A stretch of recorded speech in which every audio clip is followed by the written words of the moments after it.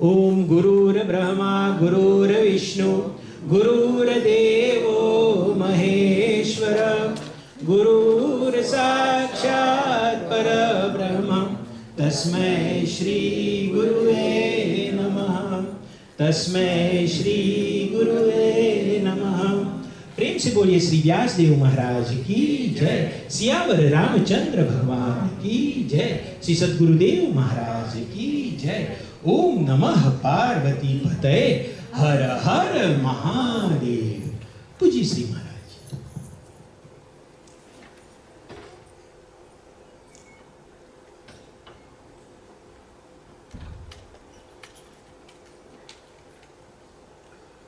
हरि ओम। नारायणं नमस्कृत्य नरं चैव नरोत्तमं देवीं सरस्वतीं व्यासं ततो जयमुदीरयेत्। कल्याणानां निधानं कलिमलमथनं पावनं पावनानां पाथेयम्यनमुमुक्षो सपदि परपदप्राप्तये प्रस्थितस्य विश्रामयस्थानमेकं कविवरवचसां जीवनं सज्जनानां।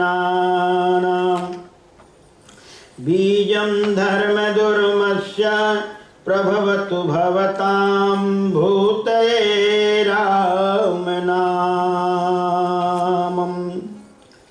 रामं रामानुजं सीतां भरतं भरतानुजं सुग्रीवं वायुसूनं च प्रणमामि पुनः पुनः।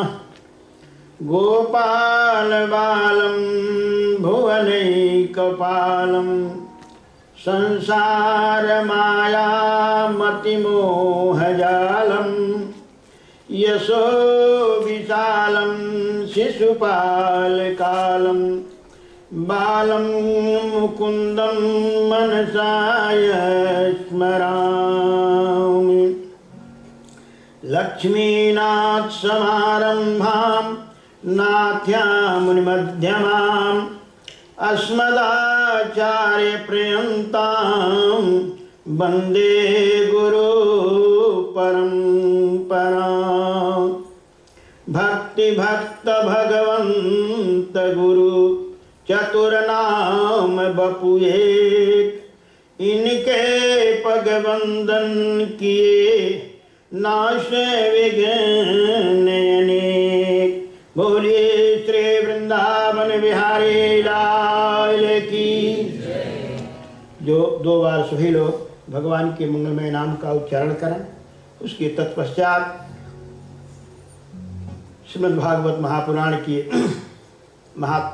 की कथा कही सुनी जाए। गोविंद जय जय गोपाल जय जय गोविंद जय जय गोपाल जय जय गोविंद जय जय गोपाल जय जय गोविंद जय जय गोपाल जय जय। राधा रमण हरि गोविंद जय जय राधा रमण हरि गोविंद जय जय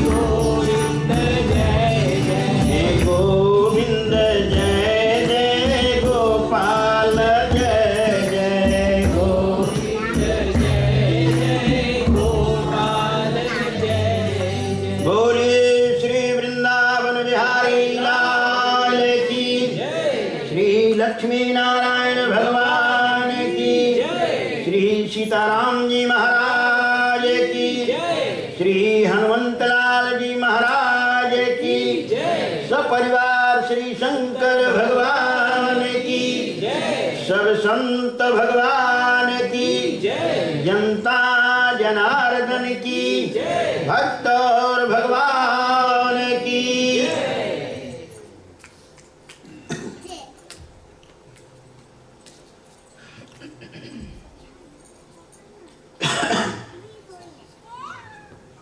अनंत अनंत सर्वेश्वर परमपिता परमेश्वर श्री गुरु महाराज के चरणों में प्रणाम करते हुए श्री मंदिर के पंडित जी महाराज, मंदिर के सभासद पुजारी जी महाराज, कीर्तन समाज, भजन समाज, आए हुए भक्तगणों, माताओं एवं बहनों, श्रद्धालु बच्चों, अनंतानंत सर्वेश्वर अखिलेश्वर परमपिता परमेश्वर की महती कृपा के फलस्वरूप आज यहाँ भगवान के सन्निधि में श्री राम मंदिर में श्रीमद् भागवत महापुराण का आज से 7 दिवसीय अनुष्ठान शुरू हो रहा है। श्रीमद् भागवत ज्ञान यज्ञ का आयोजन किया गया है, जिसमें हम सभी लोग भाग लेने के लिए आए हैं। ये श्रीमद् भागवत है क्या? क्या यह श्रीमद् भागवत महापुराण जो है ये साक्षात भगवान की वांगमयी स्वरूप है।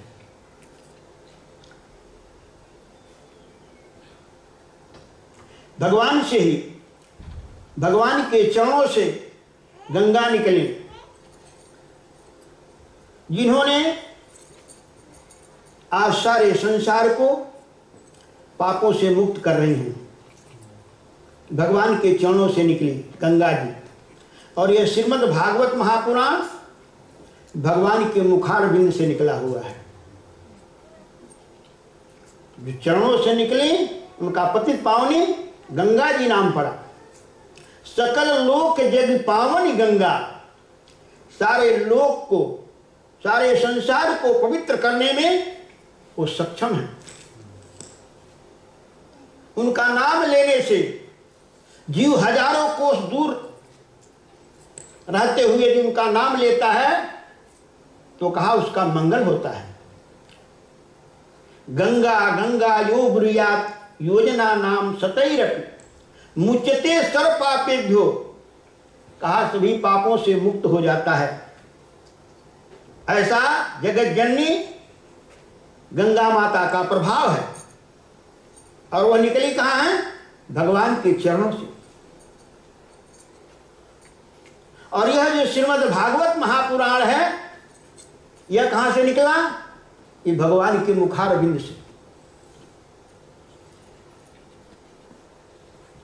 भगवान नारायण ने ब्रह्मा जी को चतुष्क श्लोकी भागवत का ज्ञान दिया, और उसी ज्ञान को ब्रह्मा जी ने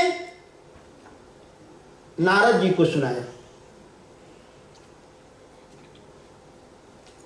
और नारद जी महाराज उसी श्रीमद् भागवत के ज्ञान को 4 श्लोकों में वेद व्यास जी को सुनाया।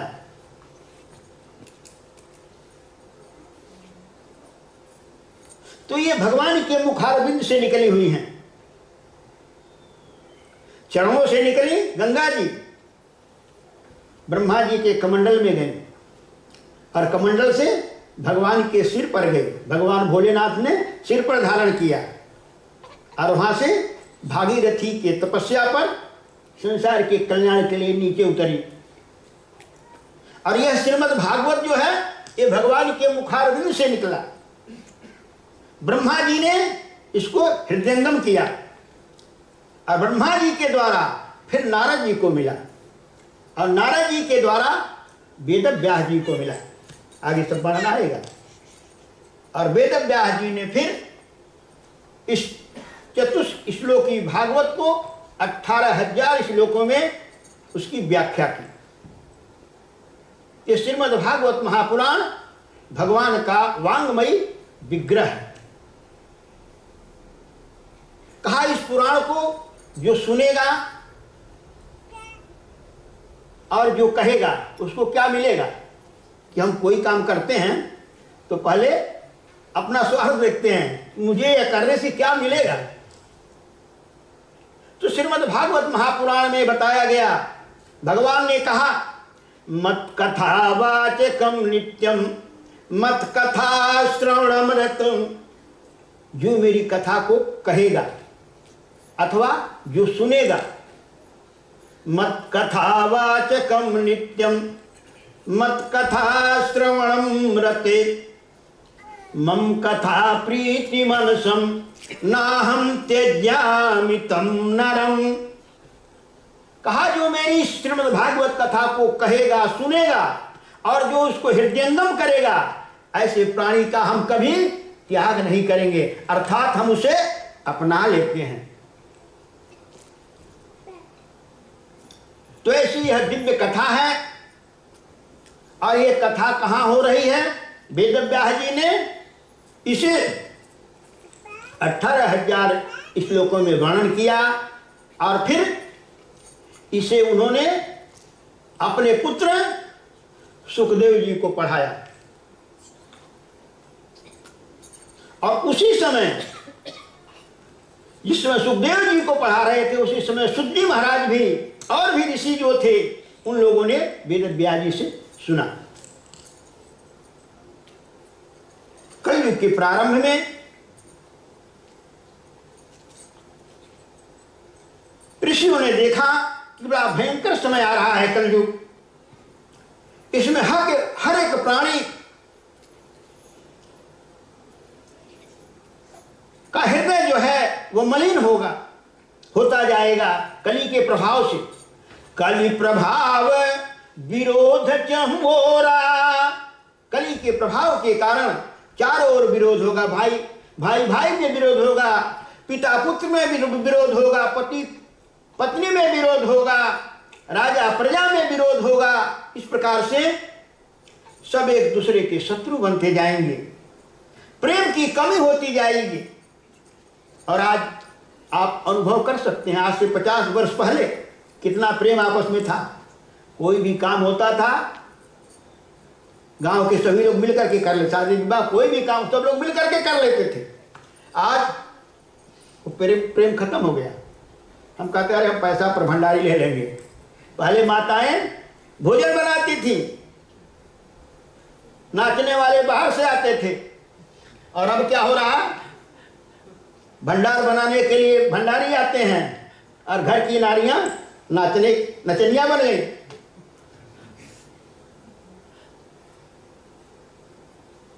समय बदल रहा है। किस प्रकार से?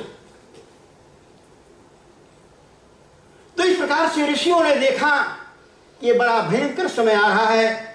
पाप पयोनिधि जन मन मीना, प्राणियों का मन जो है वो पाप में आसक्त होता जाएगा, पाप की ओर बढ़ता जाएगा। उनका कल्याण कैसे होगा? तो शौनकाद ऋषियों ने नैमिषारण्य में सैकड़ों वर्ष चलने वाला एक अनुष्ठान किया। एक यज्ञ शुरू किया, अनुष्ठान शुरू किया। और उस अनुष्ठान में यज्ञ के बाद सत्संग होता था। एक आसन, दिव्य आसन बनाया गया, व्यास गादी बनाई गई।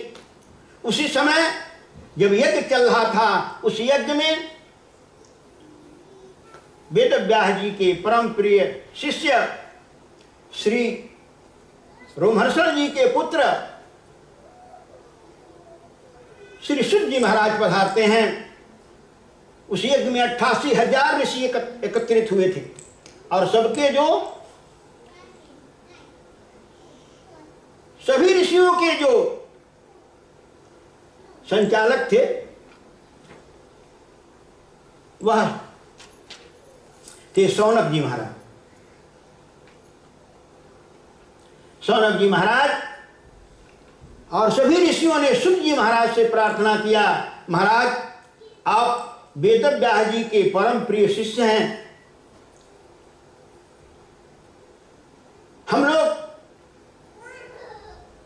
यहां सत्संग का आयोजन किए हुए हैं, तो आप का ज्ञान जो है वह सूर्य के समान है, तो आप इस वेद व्यास गादी को सुशोभित कीजिए और हम लोगों के जो अंधकार रूपी अज्ञान है इसको ध्वंस कीजिए, नष्ट कीजिए अपने ज्ञान के प्रकाश से। तो इस प्रकार से सुत जी महाराज को शौनक आदि ऋषियों ने व्यास गादी पर बैठाते हैं, उनका पूजन करते हैं और पूजन करने के बाद शौनक जी महाराज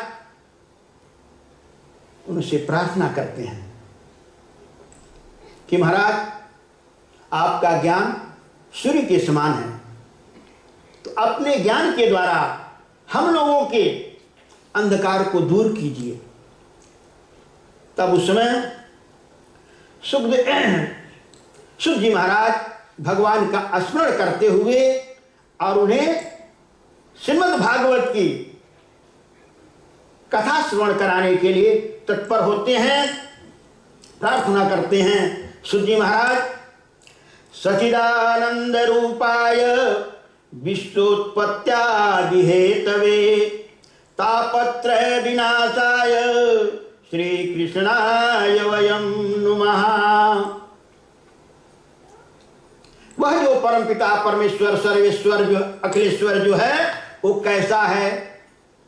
सत्य चित्त आनंद स्वरूप, सचिदानंद घन है। सचिदानंद घन उसका स्वरूप है, वह सत्य है और सब असत्य है। संसार में सत्य क्या है? कहा ईश्वर ही सत्य है, और तो जो दिख रहा है ये सब माया का प्रपंच है। गो गोचर जहाँ लगी मन जाई, सो सब माया जाने हूँ भाई। इसमें सत्य क्या है? कहा ईश्वर ही सत्य है। सत्य चित्त आनंद घन स्वरूप है, वह आनंद स्वरूप है। यदि हम आनंद चाहते हैं तो उस सत्य का साथ करें, उस सत्य को पहचाने। वो है हम सबके अंदर है, सबके लक्ष्य विरलन पाए, कबीरदास जी ने कहा वो सबके अंदर ही है, लेकिन उससे हमने परिचय नहीं किया, इसलिए हम दुखी हैं। कहा जो सचिदानंद घन है वो हमारे अंदर है। अस प्रभु हृदय अछत अविकारी, सकल जीव जन दीन दुखारी। जो आनंद का सिंधु है, सुख का समुद्र है, वह प्रभु हमारे अंदर है। अस प्रभु हृदय अछत अविकारी। भगवान कृष्ण ने अर्जुन से कहा हृदय देशे तिष्ठति अर्जुन। हे अर्जुन, मैं सबके हृदय देश में रहता हूं। हृदय देश कहाँ है? कहा नाभि से 10 अंगुल ऊपर, जैसे अंगुल होता है ना, 1 अंगुल 2 अंगुल ऐसे, तो कहा ऐसे नाभि से 10 अंगुल ऊपर हृदय होता है और वहां परमात्मा का वास होता है। अस प्रभु हृदय अछत अविकारी, वो विकारों से रहित है। तो हम उसे जानेंगे कब? जब हम अपने विकारों को छोड़ेंगे, तब वह निर्विकार को जान पाएंगे। जब तक हमारे अंदर विकार रहेगा, काम क्रोध लोभ मोह अहंकार रहेगा, तब तक हम उसे जान नहीं पाएंगे।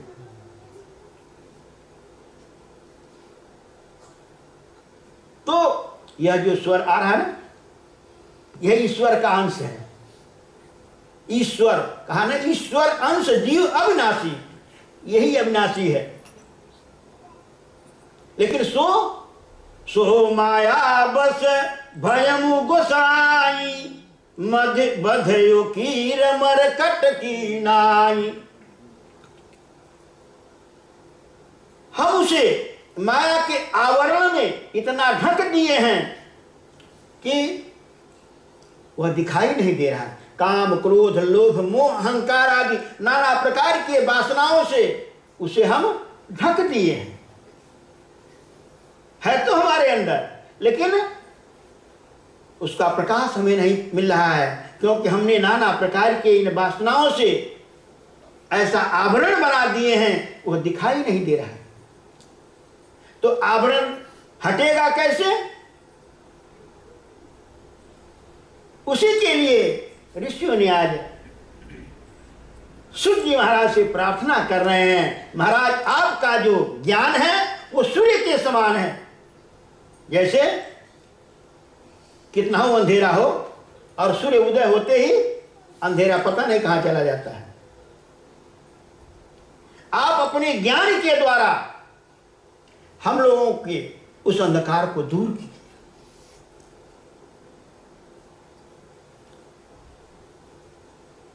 सूर्य जी महाराज बताते हैं कि परमात्मा जो है वो सबके अंदर है। अस प्रभु हृदय अक्षत अविकारी, निर्विकार है, हमारे हृदय में है। उसको हम पहचानें, जानने का कोशिश करें। और वह परमात्मा करता क्या है? ईश्वर करता क्या है? हम कहते हैं हम करते हैं। ईश्वर क्या होता है? ईश्वर को तो, ईश्वर कौन है? सब कुछ तो हम करते हैं।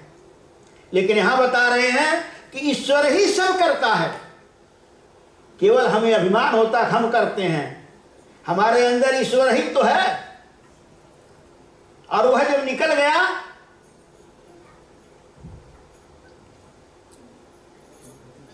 तो शरीर बेकार हो जाता है। सब कुछ तो है। रामायण में वर्णन आता है, जिस समय बाली मारा जाता है, तारा रोदति बदति पहुबाति करुणा करत आती है और भगवान राम के सामने बिलख बिलख पर फूट फूट करके रो रही है।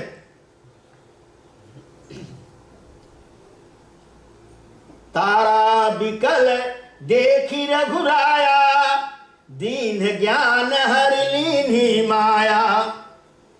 देवी तुम किसी लिए रो रही हो? बाली के लिए? तो बाली तुम्हारे सामने सोया हुआ है, जाओ मिलो उससे। जीव नित्य, लग क्यों तुम रोआ? जीव तो नित्य है, शरीर हमारा अनित्य है। आज है, कल रहेगा या नहीं रहेगा, इसका कोई ठिकाना नहीं, क्योंकि अनित्य है। अनित्य जो है, ईश्वर नित्य है, और ईश्वर का अंश जीव है, वो भी नित्य है। तो कहा ईश्वर जो है वो सच्चिदानंद स्वरूप है, सत्य चित्त आनंद स्वरूप है। विश्व उत्पत्त्यादि हेतवे, ईश्वर ही सारे इस विश्व का उत्पत्ति किया है, और वही इसका पालन करता है, और वही संहार करने वाला है।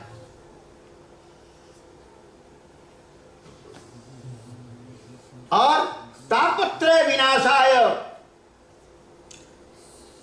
त्रैताप को मिटाने वाला है ईश्वर। तापत्रय, तीन ताप जो है ना, दैहिक दैविक भौतिक तापा, राम राज नहीं काहू ही व्यापा। यह जो ताप है, त्रिताप, दैहिक जो देह से होता है, मन से होता है, शरीर से होता है, इसको दैहिक कहा। दैविक जो दैव के द्वारा मिलता है, और भौतिक जो हमारा नाना प्रकार के साधनों से जो हमारा हो जाता है। तो कहा ये जो त्रिताप है, दैहिक दैविक भौतिक तापा, इन तीनों ताप को नाश करने में परमात्मा सक्षम है। और यह तभी हमारा त्रिताप खत्म होगा जब हम उस ईश्वर के चरणों में जाएंगे, जब हम उसके विषय में सुनेंगे, तभी तो जानेंगे कोई ईश्वर करता क्या है, रहता कहाँ है, मिलता कैसे है। जब सुनेंगे तभी तो जानेंगे, और जब जानेंगे तभी तो मानेंगे। जाने बिनु न होई परतीति, बिनु परतीति होई नहीं प्रीति, प्रीति बिना नहीं भगति दिढ़ाई, जिमि खगेश जल के चिकनाई। तो जानेंगे कैसे? जब सुनेंगे।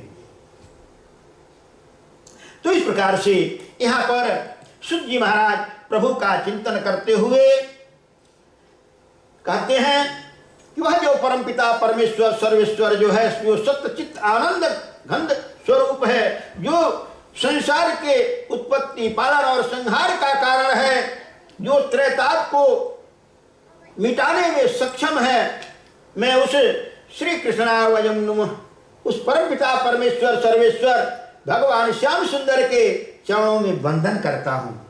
वंदन करते हुए, प्रणाम करते हुए, तब सूत जी महाराज शौनक ऋषियों को श्रीमद् भागवत महापुराण का महत्व बताते हैं कि इसको सुनने से क्या होता है। कहा यह श्रीमद् भागवत महापुराण ऐसा ज्ञान है कि इसको सुने तो व्यक्ति पापों से मुक्त हो जाता है, और यह जिंदा को तो मुक्त करता है, यह मरे हुए को भी मुक्त कर देता है, भूत प्रेतों को भी मुक्त कर देता है। ऐसा यह दिव्य ग्रंथ है। तो इस प्रकार से श्रीमद् भागवत महापुराण की कथा सूत जी महाराज प्रारंभ करते हैं, प्रभु का चिंतन करते हुए, उनका स्मरण करते हुए बताते हैं कि एक बार देवर्षि नारद जी महाराज के मन में इच्छा हुई कि भगवान श्याम सुंदर धराधाम को छोड़ करके अपने दिव्य लोक को चले गए, गौलोक को चले गए हैं, वैकुंठ लोक को चले गए हैं। चल करके देखें अब इस समय तीर्थों की क्या हाल है, पृथ्वी पर अब इस समय क्या हो रहा है। तो नारद जी महाराज अपना बीड़ा बजाते हुए और मृतलोक में उतरते हैं। श्रीमन नारायण नारायण नारायण, श्रीमन नारायण नारायण नारायण, श्रीमन नारायण नारायण नारायण, श्रीमन नारायण नारायण नारायण, बद्री नारायण नारायण नारायण, बद्री नारायण नारायण नारायण। इस प्रकार से श्रीमन नारायण ध्वनि करते हुए नारद जी महाराज ब्रह्मलोक से चलते हैं, मृतलोक में आते हैं। और आकर के उन्होंने तीर्थों में पहले भ्रमण किया। तीर्थों में गए, कहाँ कहाँ गए? कहा पुष्करम च प्रयागम च काशीम गोदावरी तथा हरि क्षेत्रम कुरुक्षेत्रम श्रीरंगम सेतु बंधनम। पुष्कर में गए, जो सारे तीर्थों के गुरु हैं। तीर्थों के राजा कौन है? प्रयागराज। तीर्थों के राजा है प्रयागराज, और तीर्थों के जो गुरु हैं वो पुष्कर हैं। तो नारद जी महाराज पहले पुष्कर में जाते हैं गुरु जी के पास, पुष्करम। उसके बाद प्रयाग में गए, काशी गए, गोदावरी, हरिक्षेत्र हरिद्वार में गए, कुरुक्षेत्र गए, श्रीरंगम दक्षिण भारत में श्रीरंगम गए, श्वेतवाद रामेश्वरम गए और सब जगह जाकर के उन्होंने क्या देखा कि कली का तांडव सब जगह मचा रहा है। कली अपना तांडव मचा रहा है। न तो कहीं सत्य बोला जा रहा है, सत्यम नास्ति तपः शौचम दया दानम न विद्यते, न तो वहां कोई तप कर रहा है, न तो सत्य बोल रहा है। सभी असत्य भाषण करने वाले हो गए हैं। न कोई दान दे रहा है, शौच न तो पवित्रता ही हो रही है। सभी लोग उदर भरने, खाली पेट भरने का, मातु पिता बालक न बोला वही, उदर भरे सोई धर्म सिखा वही। माता पिता अब उन बच्चों को अपना संस्कार नहीं देते, अपना धर्म कर्म नहीं बताते कि हमारा धर्म क्या है। हम मानव हैं तो मानव का कुछ धर्म भी होता है। तो माँ बाप उन्हें अपना धर्म नहीं बताते, अपना संस्कार नहीं देते। बच्चे संस्कार विहीन होते जा रहे हैं। आज तो बच्चों से पूछिए कि तुम्हारा गोत्र क्या है, बोलते गोत्र क्या होता है, गोत्र क्या होता है, ऐसे पूछते हैं। गोत्र क्या होता है हमारा? अभी इतने लोग हैं, अभी बहुत लोगों को पता ही नहीं होगा हमारा गोत्र क्या है। क्यों? क्योंकि माता पिता ने बताया नहीं। गोत्र का मतलब हम किस ऋषि के संतान हैं। ये सारा संसार ऋषियों से ही बना है। तो जिस ऋषि के हम संतान हैं वही हमारा गोत्र है। तो हम अपना गोत्र भूलते जा रहे हैं। यह बता रहे हैं कि सभी लोग धर्म कर्म से विमुख होते जा रहे हैं। पाप परायण सब नर नारी सभी पाप परायण होते जा रहे हैं। माता पिता भी बच्चों को क्या सिखा रहे हैं? उदर भरे सोई धर्म सिखाऊं। एन केन प्रकार जैसे हो कमाई हो, पोषण पालन पेट का हो, बस और कोई धर्म कर्म नहीं। तो इस प्रकार से नारद जी महाराज देखा। और कैसे लोग हो रहे जी? बराका कटुभाषिनी स्त्रियां जो हैं, जो मधुर बोलने वाली थी, जिनको विशेषण दिया जाता था पिक बचनी, गजगामिनी, मृगलोचनी, अब वो कैसी होती जा रही हैं? कटुभाषिनी, कठोर बोलने वाली। और उनका श्रृंगार जो था वो समाप्त होता जा रहा है। केवल केस ही एक श्रृंगार रह गया, वो भी अब कटवा दे रही हैं।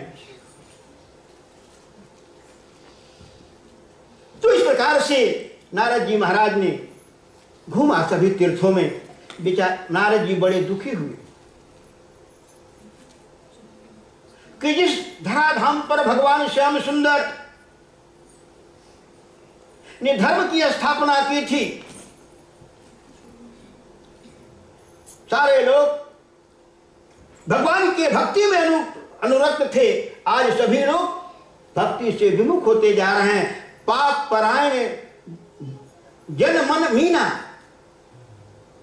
सभी का मन पाप की ओर जा रहा है, पाप में विलीन होता जा रहा है। बेचारे बड़े दुखी हुए। घूमते घूमते वृंदावन में पहुंचे। जब वृंदावन में पहुंचे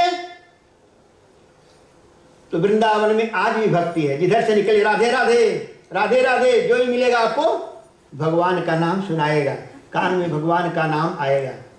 इन केन प्रकार जैसे भी भगवान का नाम आए तो हमारा मंगल ही करता है, कल्याण ही करता है। कहा भाव कुभाव अनख आलसहूं, नाम जपत मंगल दिशि दसहूं।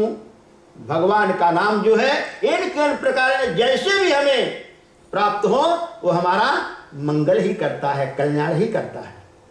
तो नारद जी महाराज जब वृंदावन में घूमते हुए पहुंचे तो वहां उन्होंने देखा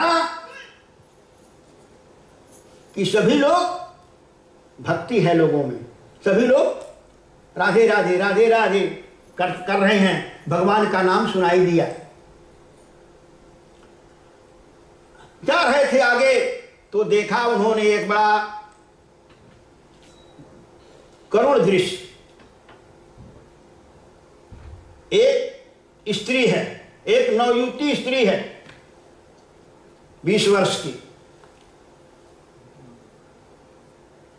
उसके बगल में 2 बालक हैं जो जर्जर बूढ़े हो गए हैं। उन दोनों को देख करके वह स्त्री रो रही है। उस स्त्री की अनेक स्त्रियां सेवा कर रही हैं, उसको समझा रही हैं, लेकिन उन दोनों को देख करके वो रो रही है, बिलख रही है। नारद जी ने देखा इस दृश्य को तो सोचे ये स्त्रियों का रोना धोना है। मैं विरक्त महात्मा क्या इधर वो अपना रास्ते से कट कर जाने लगे। उस देवी ने देख लिया, जो युवती थी उसने देख लिया और नारद जी को आवाज दिया, भो भो साधो क्षणम तिष्ठ। साधु बाबा जरा रुकिए रुकिए, क्षणम तिष्ठ, एक क्षण के लिए थोड़ा रुकिए, मेरी चिंता को दूर कीजिए। नारद जी ने फिर आया और पूछा, देवी तुम कौन हो, क्या चिंता तुम्हारी है? तब वह युवती ने बताया कि नारद तुम मुझे पहचान नहीं पा रहा, मुझे पहचान नहीं रहा। नारद जी ने कहा, देवी मैं तुम्हें नहीं पहचान रहा हूं। तब उस युवती ने बताई कि मैं भक्ति हूं, तुम्हारी मां लगूंगी, मैं भक्ति हूं। और ये दोनों जो हमारे पुत्र हैं, जो कली के प्रभाव से बूढ़े हो गए हैं, मां जवान है और बेटे 80 वर्ष के बूढ़े हो गए, मैं इन्हें देख देख करके रो रही हूं,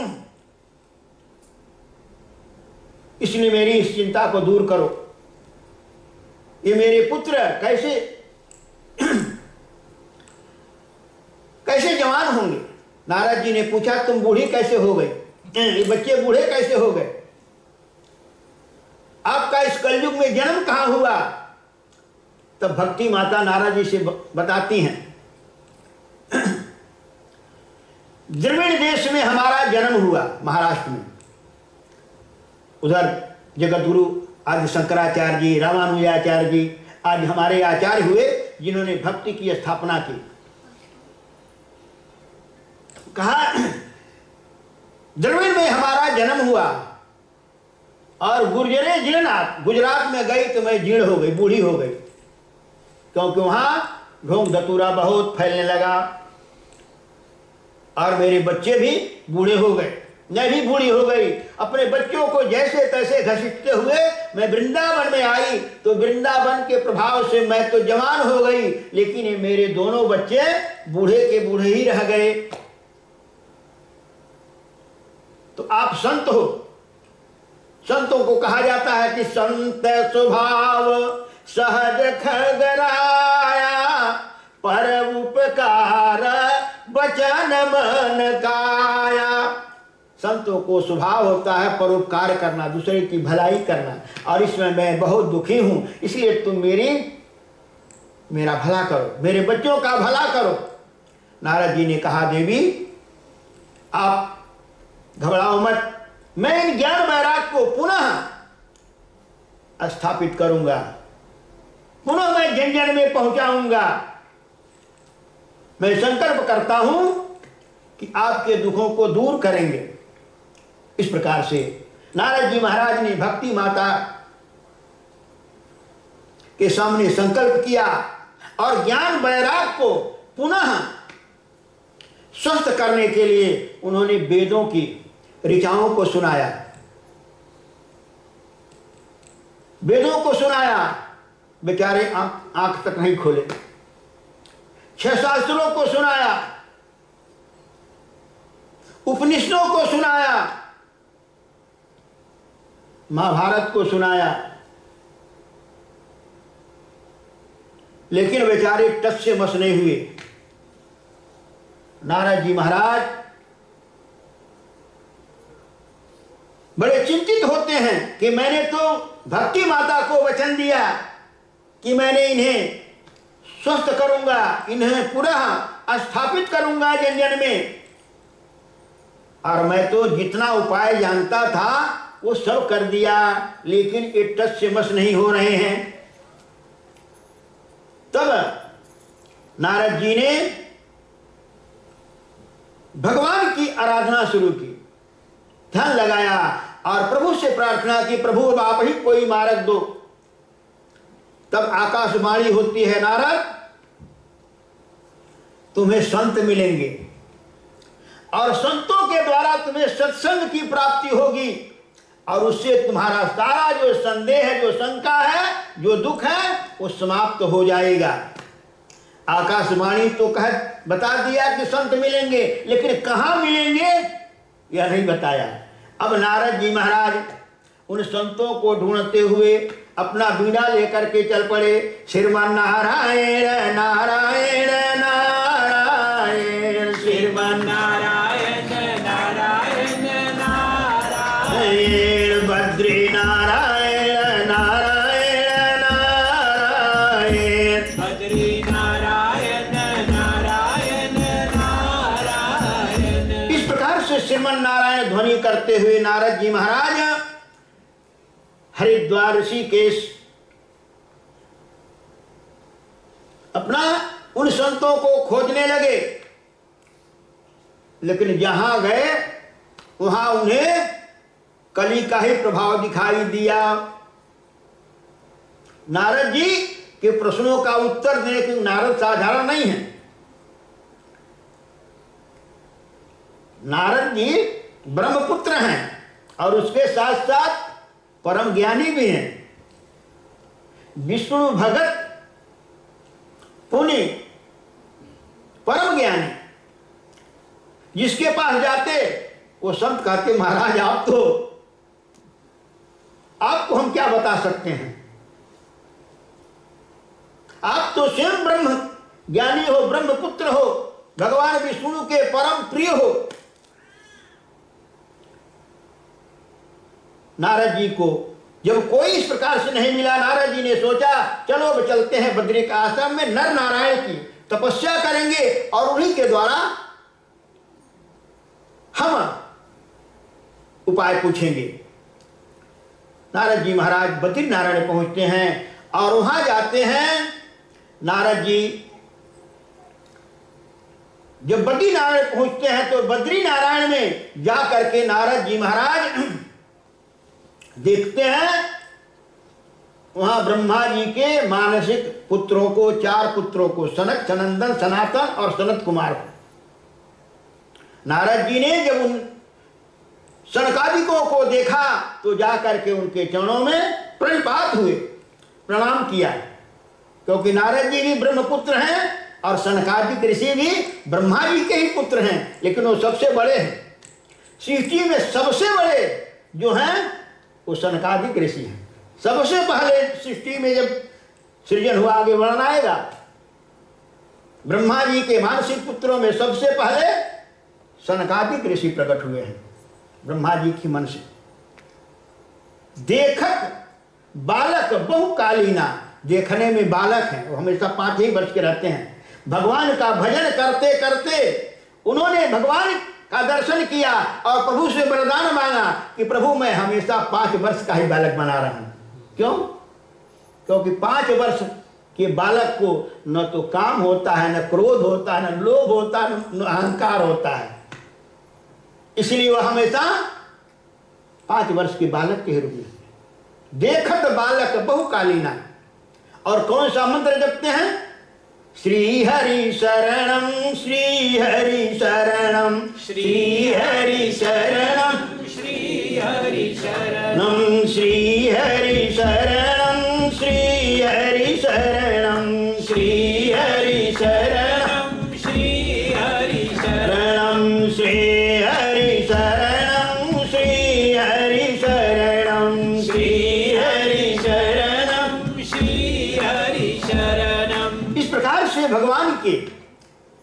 इस मंत्र का निरंतर जाप करते हैं कि प्रभु मैं आपका हूं, आप हमारे हो और मेरा कोई नहीं है।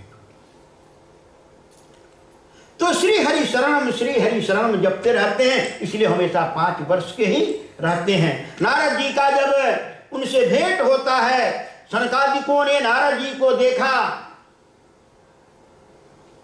नारद तुम्हें क्या हो गया, आज तुम्हारा चेहरा देखने से लगता है कि तुम किसी गंभीर समस्या में हो, किसी चिंता में हो। तब नारद जी उनसे अपनी चिंता बताते हैं। महाराज ऐसे ऐसे हमने वृंदावन में एक दृश्य देखा और इस प्रकार से मैंने वहां वचन दिया, आकाशवाणी ने कहा कि संत मिलेंगे। अब मुझे लगता है कि वह जो संत के लिए कहा था वह आप ही संत हैं। अब आप मुझे इसका निदान बताइए। और सनकादिक जो हैं वो निरंतर सत्संग ही करते रहते हैं। आशा बसन व्यसन यहति नहीं, रघुपति चरित होई तहाँ सुनई। चारों भाई निरंतर भगवान की लीलाओं का ही गुणानुवाद करते रहते हैं, सुनते रहते हैं। अगर कहीं नहीं सुनने को मिला तो 4 भाई में 1 भाई व्यास बन जाता है, 3 श्रोता बन जाते हैं। इस प्रकार से निरंतर उनका चलता रहता है सत्संग। आज सनकादिकों ने नारद जी को बताया कि तुम्हारी जो समस्या है वह भागवत सुनाओ, श्रीमद् भागवत। भगवत नहीं, भागवत। भगवत माने भगवान होते हैं। भगवान का चरित्र नहीं सुनाओ, क्या भागवत में भक्तों के चरित्रों को सुनाओ, तब भक्ति विद्यमान होगी और ज्ञान होगा। नारद जी ने कहा महाराज मैंने सब सुनाया, वेद पुराण शास्त्र उपनिषद इतिहास सबने सुनाया, लेकिन कुछ नहीं हुआ। कहा ये वेद पुराण जो हैं, यह जो वेद हैं शास्त्र जो हैं, एक गन्ने के समान है, ईख के समान गन्ना है। लेकिन जो श्रीमद् भागवत जो है वह गन्ने को निचोड़ करके जो रस निकाल दिया गया वो उसका सार है।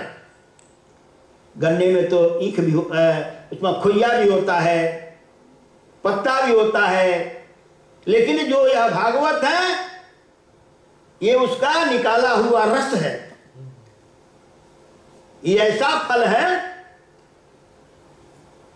जिसको तोते ने, सुग्गा ने चोंच लगाया है। और जानते हैं पक्षी जो होते हैं वो सभी फलों को नहीं खाते हैं, जो सबसे मीठा होगा पेड़ में उसी को खाएंगे, उसी को चोंच मारेंगे। तो कहा यह जो श्रीमद् भागवत है यह सुखदेव जी महाराज, सुख है ना, सुखदेव जी के मुखारविंद से यह उच्चारित हुआ, इसलिए यह और मीठा हो गया है, इसको सुनाओ। नारद जी ने कहा महाराज तब अब आप ही लोग सुनाइए और मैं श्रोता बन करके सुनता हूं। सनकादिकों ने तब कहा तुम चलो, और हरिद्वार में आनंद वन है गंगा जी के किनारे, और वहां पर श्रीमद् भागवत का अनुष्ठान करो।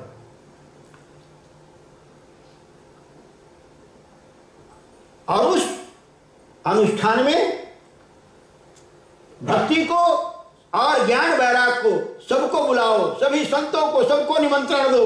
तो इस प्रकार से नारद जी महाराज हरिद्वार के पास में आनंद वन जो है गंगा जी के किनारे, वहां पर उन्होंने इस अनुष्ठान को शुरू किया।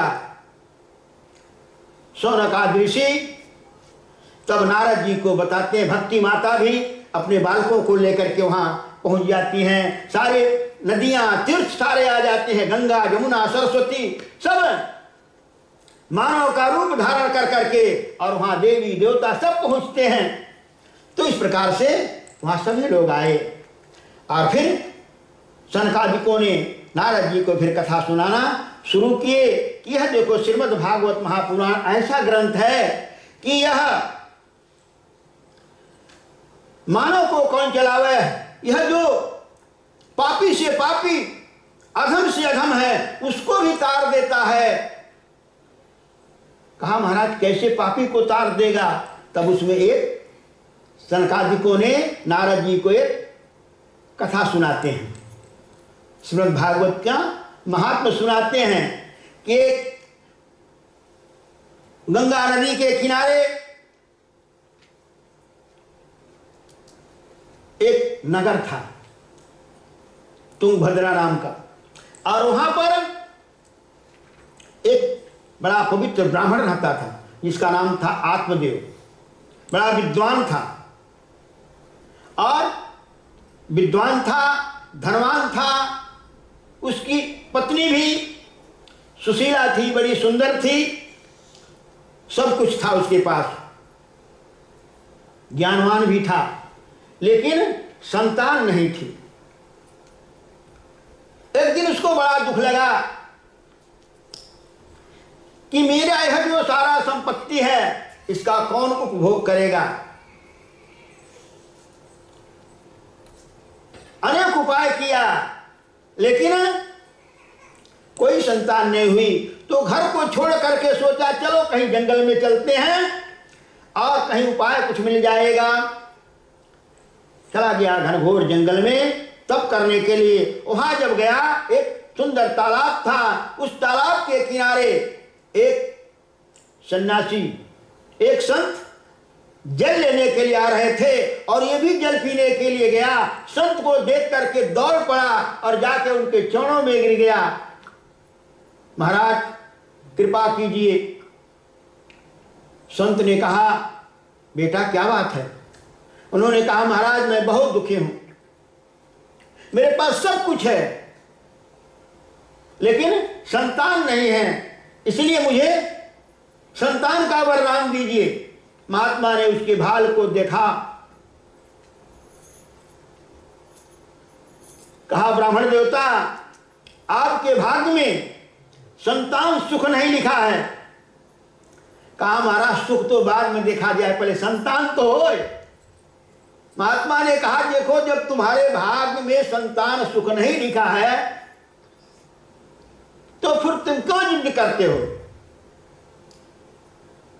संतान की चिंता छोड़ो और भगवान का भजन करो। सर्वं त्यक्त्वा हरिं भजे, भगवान का भजन करो, भगवान की कृपा से सब तुम्हारा मंगल ही मंगल होगा।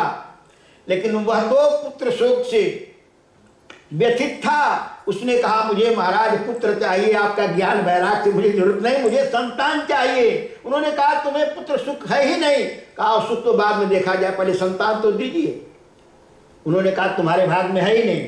कहा महाराज हमारे भाग्य में नहीं है, लेकिन आप तो महात्मा हो, आप तो अपनी तपस्या से दे सकते हो। महात्मा ने कहा मैंने तप किया, चलो अब तुम दुखित हो। कहा अगर उस ब्राह्मण देवता ने कहा महाराज अगर मुझे आप संतान का वरदान नहीं देंगे तो मैं आपके सामने ही इस तालाब में कूद करके आत्महत्या कर लूंगा और आपको ब्रह्म हत्या लगाऊंगा। महात्मा ने कहा भाई मरोगे क्यों, चलो हम तुम्हें प्रभु से प्रार्थना करते हैं। अपना एक फल लिया और प्रभु का चिंतन करके दिया, लो तुम्हें एक सुंदर पुत्र होगा, विद्वान होगा, बुद्धिमान होगा, ले जाओ अपनी पत्नी को दे देना, उसको कह देना खा लेगी और पवित्रता से रहेगी, संयम नियम से रहेगी, तो 9वें महीने एक दिव्य बालक प्रकट होगा, विद्वान होगा। अब वह आत्मदेव लेकर के घर आए। घर पर जब आते हैं तो पत्नी उनकी जो थी उसका नाम था धुंधुली। धुंधुली ने देखा कि पतिदेव हमारे किसी महात्मा से फल लाए हैं। उन्होंने दिया देवी ये देखो ये महात्मा ने वरदान स्वरूप दिया, आशीर्वाद स्वरूप दिया है, इसको तुम खा लोगी तो तुम्हें एक बड़ा सुंदर पुत्र होगा। लेकिन धुंधुली तो उल्टा सोचने, फल तो पति दे रहा तो ले लिया, लेकिन अब उल्टा सोचने लगता ठीक है मैं नहा धो के खा लूँगी। अब सोचती है कि पंडित जी को तो खाली संतान चाहिए, लेकिन संतान का सारा कष्ट तो मुझे उठाना पड़ेगा। मैं इसको खा लूँगी, बच्चा मेरे पेट में आएगा, मेरा भोजन कम हो जाएगा, कहीं चोर और रायत में भाग नहीं पाऊंगी, कहीं बच्चा पेट में टेढ़ा मेढ़ा हो गया तो मेरा पेट भी फाड़ा जाएगा। इस प्रकार से अनाप शनाप सोचने लगी। उसी समय उसकी बहन आती है, छोटी बहन आई। उसने कहा, बहन क्या बात है, देखने बड़ा चिंता कर रही हो। कहा, बहन क्या बताऊं, मेरे पंडित जी को पता नहीं क्या हो गया है, किसी बाबा से पता नहीं क्या करवा करके लाए हैं जंत्र मंत्र, और कहते हैं इस फल खा लो तो तुम्हें संतान हो जाएगा। तो उसने कहा, बहन ऐसा है कि देखो तुम्हारी गाय है, वो भी बांझ पड़ी हुई है, वो भी कई सालों से उसने बच्चा नहीं दिया, तो इस फल की परीक्षा लेने के लिए तुम गाय को खिला दो, और मेरे बालक आने वाला है, मुझे लग रहा है कुछ, और मेरे तो दर्जनों बच्चे हैं, तो मेरा जो बालक होगा मैं तुम्हें दे दूंगी, और तुम केवल पंडित से कहना मुझे बालक, मुझे लगता है कि पेट में कुछ है। इस प्रकार से उसने अपना नाटक किया, और ऐसे कर करके क्या हुआ कि वह बालक आया, और बालक के आने के बाद समय आया तो गाय से भी एक बालक हुआ, और इसको तो बच्चा था नहीं, बहन का बच्चा ले लिया, और इसने हल्ला किया हमारे बच्चा हो गया, बच्चा हो गया।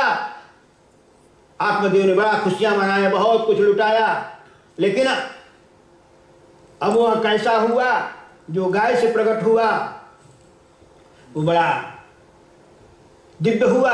उसके लंबे लंबे कान थे गौ के समान, इसलिए उसका नाम गोकर्ण रखा गया। इस बच्चे का जब नाम रखने लगे आत्मदेव, कहा हमारा नाम है आत्मदेव, तो इसका मैं परमात्म देव नाम रखूंगा। धुंधुली ने कहा बड़ा नाम रखने वाला आया है, बच्चे को 9 महीना मैंने सेवा, और नाम तुम्हारा चलेगा। मेरा नाम है धुंधली, इसका नाम धुंधकारी होगा। इस प्रकार से धुंधकारी रखा गया, और गोकर्ण महापंडित और धुंधकारी महाखल। ये बहुत बड़ा दुष्ट हुआ और गोकर्ण बहुत बड़ा पंडित हुआ। इस प्रकार से धुंधकारी धीरे धीरे जब बड़ा हुआ तो अत्याचार करने लगा, और सारा धन उसका था, उसने जुआ में, शराब में, इस प्रकार से सारे दुष्कर्म करने लगा।